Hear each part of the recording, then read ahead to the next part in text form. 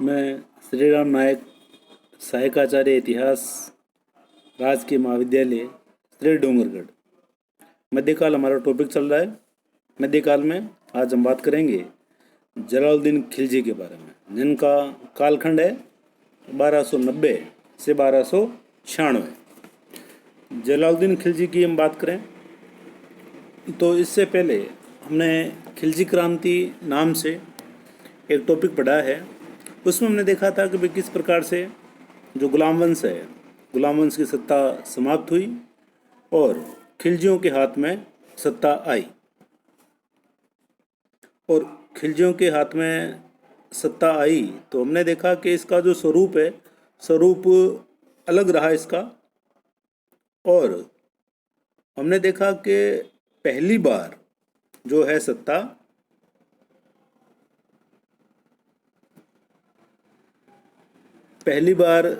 न तो अमीरों के बल पर, न किसी षड्यंत्र के बल पर, न ही किसी शाही रक्त के आधार पर सत्ता का हस्तांतरण हुआ, बल्कि सत्ता का जो हस्तांतरण है वो तलवार के बल पर हुआ और तलवार के बल पर ही इसको रखा गया। इसी कारण हबीब जो है 1290 में हुई इस घटना को खिलजी क्रांति के नाम से संबोधित करते हैं। जलालुद्दीन की हम बात करें तो बहुत सारे इतिहासकार हैं जो इनके ऊपर एक मत नहीं है और न ही इनके प्रारंभिक जीवन की हमें कोई ज़्यादा विशेष जानकारी मिलती है। ऐसा माना जाता है कि नासिरुद्दीन महमूद के समय इन्होंने अपना राजनीतिक जीवन शुरू किया और बलबन के समय काफ़ी ये सम्मानित अमीर हुआ करते थे। बलबन के बाद में जब केकुबाद शासक बना तो उसके समय ये आरिज ए मुमालिक जो सेना का एक सर्वोच्च पद हुआ करता था, उस पर आसीन थे ये। और केकुबाद के बाद में क्यूमर्स जब शासक बना तो जलालुद्दीन ने क्यूमर्स का अपहरण कर लिया और अपहरण करने के बाद में पहले खुद को क्यूमर्स का श्रंस घोषित किया और बाद में ये खुद ही क्यूमर्स की हत्या कर देता है और हत्या करके ये खुद को शासक घोषित कर देता है। लेकिन 1290 में इसका राज्याभिषेक तो हो जाता है किलो खरी महल के अंदर, जो केकुबाद के द्वारा बनवाया गया था।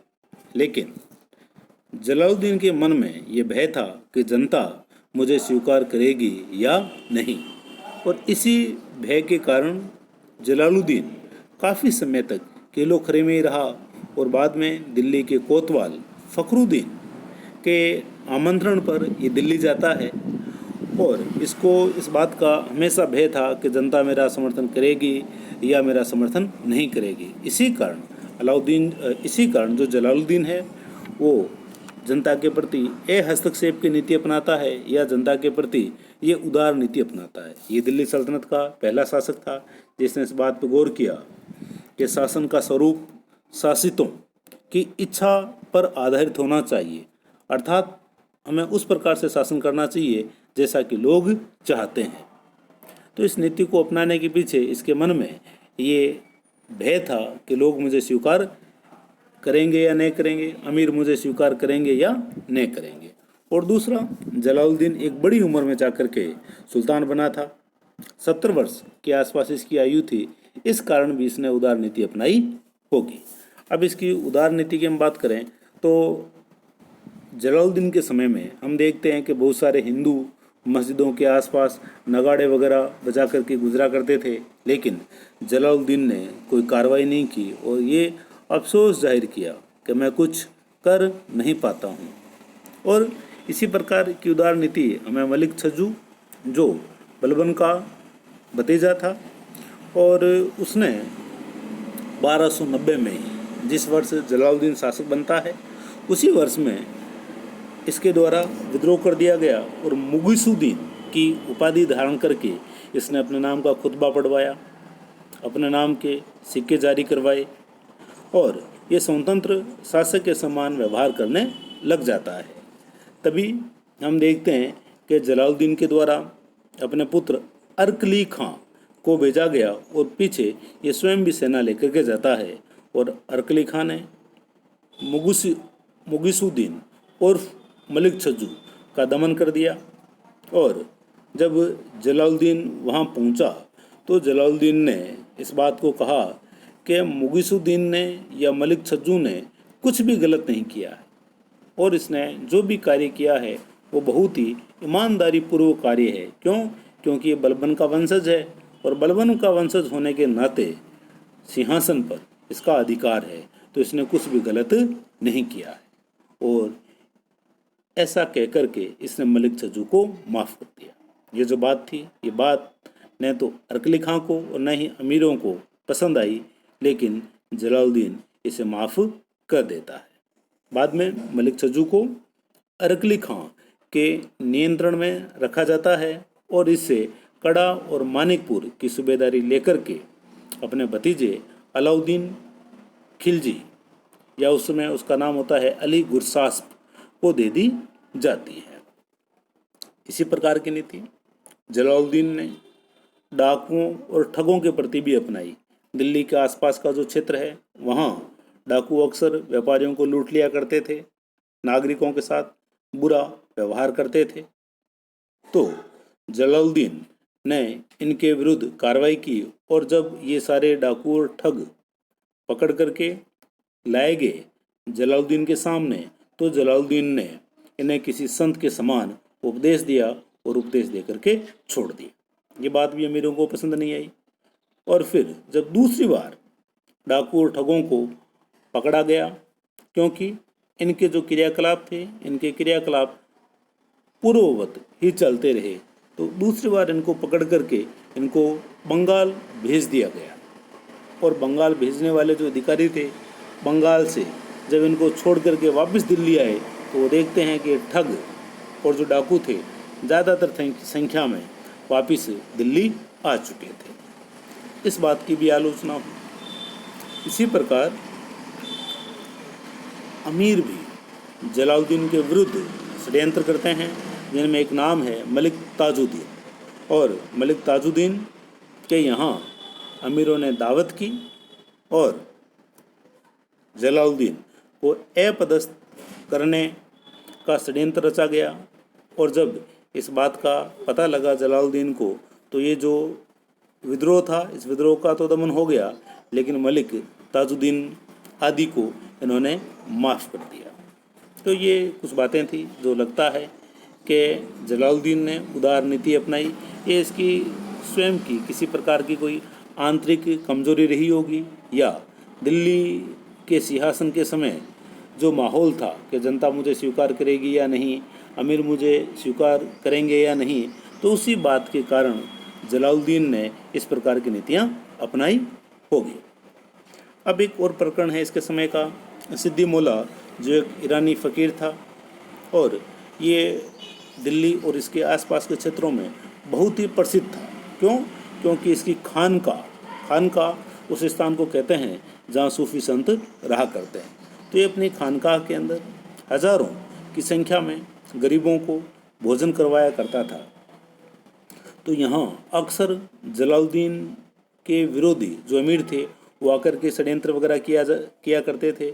तो इन अमीरों ने सिद्दी मौला की अध्यक्षता में एक षड्यंत्र किया कि जुम्मे की नमाज के दिन जब जलालुद्दीन यहाँ नमाज पढ़ रहा होगा तो उसमें इसका वध कर दिया जाएगा और बलबन के किसी वंशज को हम सुल्तान बना देंगे। और ये षड्यंत्र भी उजागर हो गया। और इस षड्यंत्र के उजागर होने के बाद में जब सिद्दी मौला को जलालुद्दीन के समक्ष ले जाया गया तो सिद्दी मौला ने इस प्रकार के षड्यंत्र से इनकार कर दिया कि भाई हमें इस प्रकार की कोई जानकारी नहीं है। तो जलालुद्दीन बहुत क्रोधित हुआ और इसने सिद्दी मौला को मृत्युदंड देने का आदेश दे दिया और तुरंत ही अरकली खां के पक्ष के जो लोग थे उन्होंने इसको मृत्यु के घाट उतार दिया। तो ये कुछ प्रारंभिक घटनाएं थी।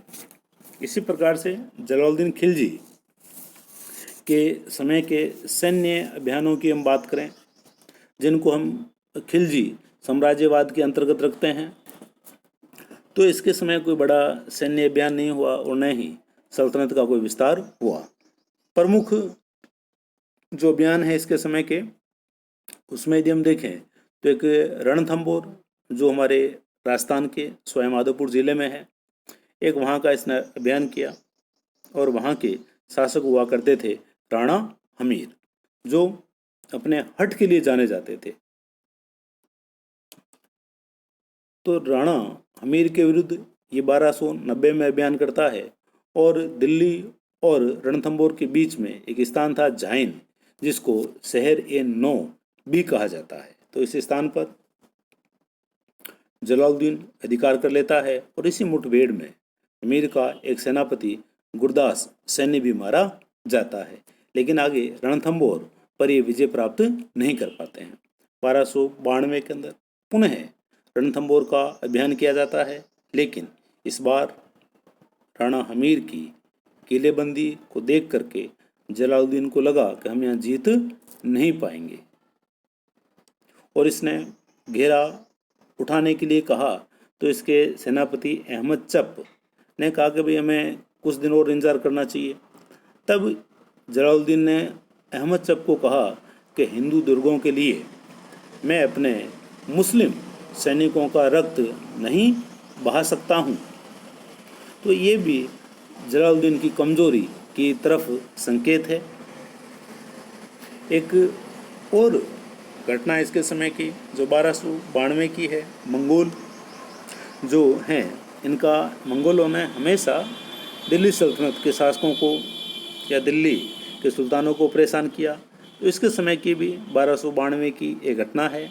मंगोल अब्दुल्ला के नेतृत्व में दिल्ली पर आक्रमण कर देते हैं और जलालुद्दीन जो है मंगोलों के विरुद्ध अभियानों के कारण ही बलबन के समय काफ़ी चर्चित रहा था और इस बार भी इसने आगे बढ़ कर के मंगोलों को पराजित किया और अब्दुल्ला के नेतृत्व में मंगोल पराजित हो जाते हैं। लेकिन यहाँ इसने मंगोलों को भी माफ़ कर दिया और इनको दिल्ली व इसके आसपास के क्षेत्रों में बसने के लिए भी आमंत्रित किया और ये जो मंगोल थे नव मुसलमानों के नाम से दिल्ली और इसके आसपास के जो क्षेत्र हैं यहाँ रहने लग जाते हैं और आगे चल कर के अलाउद्दीन के समय हम देखते हैं कि नव मुसलमानों ने अलाउद्दीन के सामने काफ़ी संकट पैदा किए थे और मंगोल उलुग खां के साथ इसने अपने पुत्री का विवाह भी कर दिया ताकि मंगोलों के साथ इसके मजबूत संबंध रहे। और जलालुद्दीन जो है ये पहला सुल्तान था जिसके समय दक्षिण भारत की तरफ भी अभियान हुए थे। एक अभियान की हम बात करें, भिलसा जो वर्तमान में मध्य प्रदेश के आसपास है, यहाँ भी 1292 में इसका भतीजा अली गुरसास जो आगे चल कर के अलाउद्दीन के नाम से प्रसिद्ध हुआ, इसने भिलसा के आसपास के मंदिरों को लूटा और बड़ी मात्रा में यहाँ से ये धन लूटता है और ये धन उसने जलालुद्दीन को समर्पित किया और इस अभियान से जलालुद्दीन काफ़ी प्रसन्न होता है और अली गुरसास या अलाउद्दीन को इसने मलिक छज्जू के विद्रोह के दमन के समय जो कड़ा और मानिकपुर की सूबेदारी थी उसी में ही ये अवध की सूबेदारी और शामिल कर देता है। और जब ये अलाउद्दीन या अली गुरसास भिलसा का बयान करता है तब इसने देवगिरी जो वर्तमान में महाराष्ट्र का अंग है, तो ये देवगिरी की धन संपदा के बारे में सुनता है और अलाउद्दीन इस बात के लिए लालायित हुआ कि मेरे को देवगिरी का अभियान करना चाहिए। क्यों? क्योंकि अलाउद्दीन बहुत ही महत्वाकांक्षी व्यक्ति था और हम देखते हैं कि जलालुद्दीन के समय जो खिलजी युवक थे वो जलालुद्दीन के शासन से प्रसन्न नहीं थे। क्यों? क्योंकि इसकी उदार नीतियों के कारण खिलजियों उनका मजाक उड़ाया जाता था और उन्हें विद्रोही खिलजी युवकों का नेतृत्व अलाउद्दीन किया करता था। तो अलाउद्दीन को लगता था कि जलालुद्दीन को हटाने के लिए मुझे बहुत बड़े धन की आवश्यकता रहेगी, तो उसी आकांक्षा में ये देवगिरी का अभियान करता है और अपने विश्वस्त अलाउल मुल्क जो आगे चल कर के दिल्ली के कोतवाल बनेंगे, अलाउल मुल्क को इसने कड़ा और मानिकपुर की जिम्मेदारी सौंपी और जलालुद्दीन को बिना बताए ये देवगिरी का अभियान करता है। उस समय देवगिरी के शासक थे रामचंद्र और जब ये देवगिरी के निकट एलिचपुर नामक स्थान पर पहुँचे तब अलाउद्दीन ने यह अफवाह फैलाई कि मैं अपने चचा जलालुद्दीन से नाराज़ हूँ और मैं राजमहेंद्री जो शासक हैं दक्षिण के, उनके यहाँ मैं नौकरी के लिए जा रहा हूँ। तो इस अफवाह के कारण जो देवगिरी के शासक थे रामचंद्र, वो सतर्क नहीं हो पाए और जब ये देवगिरी पहुंचा तो इसने अचानक देवगिरी पर आक्रमण कर दिया और रामचंद्र जो शासक थे यहाँ के वो पराजित हुए। क्यों? क्योंकि इनकी जो सेना है वो दक्षिण भारत में इनके पुत्र शंकरदेव के नेतृत्व में अभियान पर निकली हुई थी और अलाउद्दीन ने यहाँ रामचंद्र को पराजित करके इससे संधि की और संधि में बड़ी मात्रा में इसको यहाँ से धन संपदा प्राप्त होती है। लेकिन ये जब संधि हो रही थी तभी हम देखते हैं कि शंकरदेव जो है वो अपनी सेना के साथ आ जाता है और इसने अलाउद्दीन को कहा कि भाई जो भी संधि के तहत तुम्हें धन प्राप्त हो रहा है उसको तुम भूलो और यहाँ से निकल जाओ और तुम्हें मैं माफ़ कर दूंगा। तो अलाउद्दीन ने देवगिरी का जो किला था वहाँ अपने विश्वस्त सैनिकों को नुसरत खां के नेतृत्व में छोड़ा और खुद शंकरदेव से युद्ध के लिए निकलता है। दोनों के बीच में लड़ाई लड़ी गई और अलाउद्दीन यहाँ शंकरदेव से पराजित हो जाता है। लेकिन तभी नुसरत खां सूझबूझ को दिखाते हुए अपने सैनिकों के साथ अलाउद्दीन की मदद के लिए आता है और उससे पहले अलाउद्दीन जो है वो अफवाह फैला देता है कि बड़ी सेना दिल्ली से भी आने वाली है। तो शंकरदेव के जो सैनिक थे उन्होंने सोचा कि भाई दिल्ली की मुख्य सेना आ चुकी है। इसके कारण शंकरदेव के जो सैनिक थे वो भागने लग जाते हैं और शंकरदेव पराजित हो जाता है और पुनः 1296 के अंदर देवगिरी के साथ अलाउद्दीन ने संधि की और इस बार इसे पहले से ज़्यादा धन प्राप्त होता है। जब अलाउद्दीन अपने घोड़ों और ऊँटों पर धन ला रहा था तब इस बात का जलालुद्दीन को पता चला कि भाई अलाउद्दीन ने इस प्रकार का अभियान किया है। तो अहमद चप जो जलालुद्दीन का अमीर है उसने सलाह दी कि जो अलाउद्दीन धन ला रहा है उस धन को छीन लिया जाए। लेकिन जलालुद्दीन ने इस बात को स्वीकार नहीं किया और अलाउद्दीन जो है धन सहित कड़ा और मानिकपुर चला जाता है और कड़ा और मानिकपुर चला गया। अब इसने षड्यंत्र रचा अपने भाई उलुग खां के माध्यम से और दरबार की इसको सारी सूचनाएं अपने भाई अलमास बेग से इसे प्राप्त होती थी और ये दोनों मिलकर के एक षड्यंत्र रचते हैं और उलुग खां ने जलालुद्दीन को कहा कि अलाउद्दीन या अली गुरसासपुर अपनी बात के लिए शर्मिंदा है और ये इतना भयभीत हो चुका है कि आपके सामने नहीं आ सकता और वो अपना पूरा धन आपको समर्पित करना चाहता है, लेकिन इसके लिए आपको अलाउद्दीन के द्वारा बताए स्थान पर जाना पड़ेगा। तो इस बात का जलालुद्दीन के अमीरों ने विरोध किया कि भाई आपको नहीं जाना चाहिए, लेकिन इनकी बातों की अवहेलना करते हुए जलालुद्दीन जाता है अलाउद्दीन से मिलने और हम देखते हैं कि तभी धोखे से अलाउद्दीन जलालुद्दीन की हत्या करवा देता है अपने सहयोगी इख्तियारुद्दीन के माध्यम से और इस प्रकार से हम देखते हैं कि जलालुद्दीन का अंत हो जाता है।